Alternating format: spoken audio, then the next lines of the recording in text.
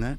I've been reading about it, and I know that there's some contention, there's some discussion and debate about it, but they used to think that it was only a couple hundred years old. Yeah. And now they've changed that. Yeah, they said no, it's back then. They also don't understand how it was made, which to me is very fascinating because it's not paint.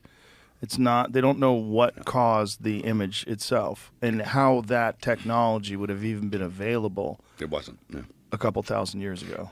An intense light. I mean, atomic. To leave almost like a photographic imprint on a piece of cloth. Yeah. And it's wild. Pull that up. Pull the Shroud of Turin up. Oh yeah. It's wild to look at because it's so interesting. Oh yeah.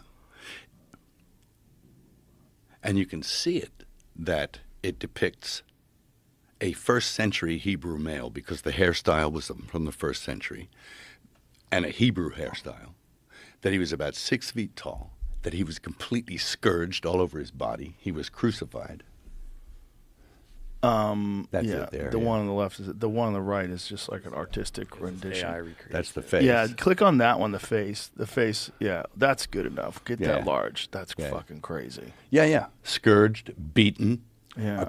The wounds on the thorns, the hands, the feet, and the scourging, and the hairstyle was from the first century, and the pollens that they found in the cloth were from that region. Yeah. Also, the weave was a first century weave that was typical, and another guy, an archaeologist who I knew, who actually translated the Passion into Aramaic, told me that if you look close, you can see the image of a Tiberius coin marks on the eyes. Now, I don't know if that's real or not. I've never actually checked that, but that there's images of Tiberius on the coin. So they would put the coins over the eyes? Yeah.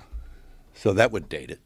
But they have now verified that it does actually go back to that time period. For a while, they were testing pieces that had been repaired in the 13th century or, you know. So. What is the latest on that, Jamie? Can you see, like... I was trying to get that. I have 2 different articles from within the last 6 months saying the opposite Smithsonian things. So yeah, I was opposite, of course. dig into which one sounded the most accurate. Well, it's such a crazy thing to even try to verify. Like, what are you saying? You're saying that this is really the shroud that Jesus was covered in? So you're saying Jesus historically absolutely did exist, and we think that this is the shroud that covered him. That alone, people, incredulity, people's immediately their hackles raise. Like, wait a minute, and they just instead of like looking at it objectively, they almost always want to look at it from a point of view of disproving it immediately.